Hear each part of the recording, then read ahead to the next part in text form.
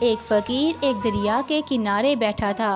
کسی نے پوچھا، بابا کیا کر رہے ہو؟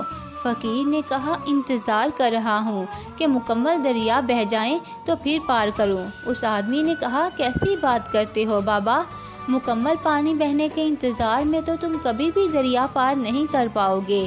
فقیر نے کہا، یہی تو میں تم لوگوں کو سمجھانا چاہتا ہوں کہ تم لوگ جو ہمیشہ یہ کہتے رہتے ہو کہ ایک بار گھر کی ذمہ داریاں پوری ہو جائیں تو پھر نماز پڑھوں گا، داڑھی رکھوں گا، حج کروں گا، خدمت کروں گا، جیسے دریا کا پانی ختم نہیں ہوگا، ہمیں اس پانی سے ہی پار جانے کا راستہ بنانا ہے۔ اسی طرح زندگی ختم ہو جائے گی، پر زندگی کے کام اور ذمہ داری کبھی ختم نہیں ہوں گے۔